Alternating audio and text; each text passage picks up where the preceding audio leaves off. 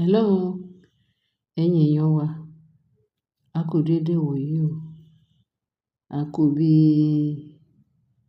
táìmù tí gbogbo wa bá wà ibikíbi tá bá wà. A kú táìmù yẹn, ẹ kú alẹ́, ẹ kú àsán, ẹ kú àárọ̀, ẹ kú ìyálẹ̀ta. Pẹ̀lú gbogbo ibikíbi tá bá wà, ẹ kú dédé àsìkò yìí. Wọ́n ní Ashley, ṣe bí gbogbo wa ṣe mọ̀ pé wọ́n ti banish wọn.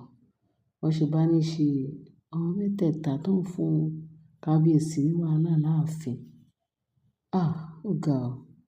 It's better kan banish wọn. Bẹ́ẹ̀ tí wọ́n lọ, wọ́n yẹ sá kọ́bẹ́kọ́bẹ́ kiri. Wọ́n ní bá àfin yẹn ṣe tóbi tó. Ó kálukú wọn, ilé ò gbà wọ́n, ọ̀nà ò gbà wọ́n.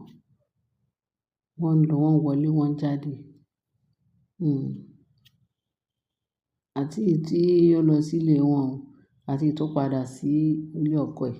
Ṣé ẹ mọ̀ pé ibẹ̀ yẹn ò lè sàn wọ́n mọ́? Ibẹ̀ yẹn ò sàn wọ́n. Kábíyèsí Ọjájá, ó ti gbé wọn sáyé, wọ́n ò rí ibi lọ. Ọlá kábíyèsí ti fẹ̀ mọ́ wọn lójú, ó ti dùn mọ́ wọn nínú. Wọn ò rí ibi lọ. Wọ́n ti mọ̀ pé táwọn bá jáde láàfin, ìyà máa jẹ wọ́n. Ìgbà tí ẹ mọ̀ bẹ́ẹ̀, kí ló dé tí ẹ̀ ń bá ilé jẹ́, tẹ́ ẹ bọ̀nà jẹ́, tẹ́ ẹ̀ ń bá ààfin jẹ́? Tẹ́ ẹ̀ ń bá ààfin jẹ́, ǹjẹ́ ó tán yín àbí ò tán? Ó tán yín àbí ò tán? Àwọn oníṣẹ́ ibi, wọ́n bá ní ṣe Ashley, ó lọ sí nǹkan tá gbọ́ ni o. Tá gbọ́ o, wọ́n Ashley, ó pe Adémákin wá lọ sí Àkúrẹ́ Mansion. Wọ́n ló dé bẹ̀ bó ṣe bẹ̀rẹ̀ sí ní jọra mọ́lẹ̀ nìyẹn. Kí òun gbé Adémákin wá fún Naomi o. Òun gbé wọn Adémákin wá fún Naomi o. Kí Naomi kó wo Adémákin wá o, kó wo dáadáa o. Òun máa drop ẹ o. Bó dẹ̀ ti drop ẹ bí kìí ṣó ti ẹ̀, ìgbà tí wèrè ò ti ẹ̀ kápá tẹ̀. Wọ́n ní nǹkan tó sọ pé òun wá drop Adémákin wá fún Naomi. Nísìsiyìí tó jẹ́ pé Naomi ti ba marriage òun jẹ́. Títorí ẹ̀, ilé ò gbà wọ́n, ọ̀nà ò gbà wọ́n. Naomi, ó ti jẹ́ kí Adémákin wá di ọmọ tí ò ní bàbá o. Naomi ló fà á o. Tọ́mọ wọn ò fi ní bàbá o. Torí Naomi o ni kábíyèsí ṣe kọ ọmọ òun. Ó sọ ọmọ òun di aláìní bàbá o. Therefore, òun fẹ́ gbé Adémákin wá lẹ̀ o fún Naomi láti tọ́ o. Kóhun àti kábíyèsí kan lọ fẹ́ ọkọ wọn o. Kọ́ lọ ṣe marriage wọn o. Tó bá dẹ̀ ṣe marriage, kọ́ dẹ̀ make sure pé wọ́n tọ́ Adémákin wá. Kóhun àti kábíyèsí kan máa tọ́ Adémákin wá o. Ẹ gbọ́ nǹkan táwọn èèyàn ń sọ. Àwọn èèyàn nítorí pé kábíyèsí wá jẹ́ bàbá Adémákin wá. Ìgbà tán ní kó lọ ṣe, wọ́n nígbà tán ní kó lọ ṣe DNA. Ǹjẹ́ ṣé ó lọ ṣe?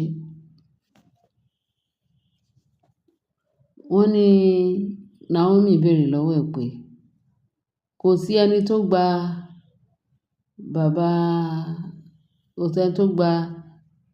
bàbá Adémákin wá lọ́wọ́ Adémákin wá. Nǹkan tán béèrè lọ́wọ́ ẹ̀ ni pé kó lọ ṣe DNA. Tó bá ti ṣe DNA ló bá parí. Gbogbo làálàá kókó fẹ́fẹ́ ìyẹn náà á dínkù. Kò sí ẹni tó sọ ọmọ ẹ̀ di aláìní bàbá. Ìwọ gangan Ashley, ìwọ ló sọ ọmọ ẹ̀ di aláìní bàbá. Torí wọ́n ní bàbá tó sọ pé kó gbé fún, bàbá tó gbé ọmọ fún, bàbá ní kó lọ ṣe DNA kó lè mọ̀ pé òun lòun ni. Kí ló dé tó ń fún rẹ̀ ní wàhálà tó dẹ̀ ń fi ìyà jẹ rẹ̀ báyìí?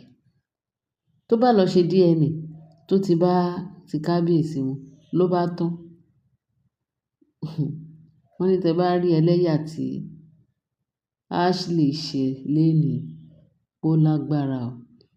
Ṣé mọ̀ pé ọpọlọ ẹ̀ tẹ́lẹ̀ ó dàbí pé mental ó ti bẹ̀rẹ̀ sí ní ṣe Ashley torí gbogbo wàhálà tó ń dálẹ̀ kì í ṣe ẹni tó ní ẹni tó ọpọlọ ẹ̀ pé. Ó dàbí pé owú jíjẹ yẹn ti fẹ́ yà ní wèrè torí Ọlọ́run. Kí èèyàn dédé wà láyé yìí kó sọ wípé wàhálà ìdààmú ló fẹ́ fi rẹ̀ ṣe. Nígbà tó Ọlọ́run ò dá ẹ láàmú tó ló fẹ́ darí ẹ láàmú. Ṣé ẹ̀ ń rí ọ̀rọ̀ ń gbòòrò ẹnu? Níbo náà tí ń ṣe irú ẹ̀? Who does that? Àwọn olóyìnbo, who does that? Ó mà ṣe, ó mà ṣe. Ṣé nǹkan tí mo ti ẹ̀ ń bèèrè, ṣé Ashley ò ní kò láwọn òbí ni? At least ó yẹ kí àwọn òbí ẹ dìde fún. Ó yẹ kí wọ́n dìde fún, kán béèrè lọ́wọ́ ẹ̀ pé wọ́n lè ṣáájo Ashley. Torí gbogbo èyí tó ń ṣe yìí ó ti ń di ọwọ́, ó ti ń ya ọwọ́ kán fi egbò létò.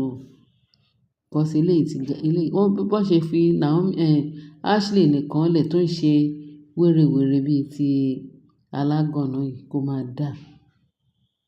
Àbí kí lẹ ti rí, kí lẹ ti ríru eléyìí sí ẹ̀yin èèyàn wa? Ṣé Naomi tó wà nílé ọkọ ẹ̀ jẹ́jẹ́, ìwọ ló fọkọ ẹ lẹ̀ tó kó wàhálà wá bá wọn lọ́mọ nílé ọkọ ẹ̀ tó wà jẹ́jẹ́. Tẹ fi gbogbo oríṣiríṣi ètùtù tẹ fi lé ọmọ lọ́mọ kúrò ní ààfin. Ashley ó ṣe ètùtù, ẹ lé Naomi kúrò láàfin. Ọlọ́run ní kẹ́ yàgò fún Naomi, òun ló wá di wàhálà. Ṣé o mọ̀ pé ó ti ń yà yín wèrè díẹ̀díẹ̀? Gbogbo eléyìí tí Ashley ṣe, eléyìí ò kọjá jáwọ́nrin wọn. Nìkan kì í ṣojú lásán ni. Wọ́n ní ojú lásán gan ò ṣe é ṣe wèrè. Ó yẹ kí fọ́tò máa ya Ashley ní gìní kó lọ. Later bóyá tára ẹ̀ bá dẹ̀ ti yá kó lè máa wo fíìmù yẹn fún rẹ̀ pé ṣé kíní yìí tó ń ṣe, ṣé ìyẹn pé òun ló ń ṣe gbogbo àdúró asínwín tó ń sínwín yìí because èmi ò rí eléyìí rí. A normal human being ò lè hu irú ìwà tí Ashley hù yìí. Eléyìí lágbára o. Kí ni ti Naomi láti gbé Adémákinwá lọ? Ṣé Adémákinwá ló ní Naomi ló ní kó lọ gbé ọmọ àlè wá fún òun àbí wá fún kábíyèsí? Tó bá jẹ́ pé ó ti ń kòló tí ń wà nínú ẹ̀jẹ̀ díẹ̀díẹ̀. Ṣé Naomi ló kó bá àbí báwo ni? Ẹ̀yin èèyàn wa, nǹkan tá rí gbọ́ nìyẹn o.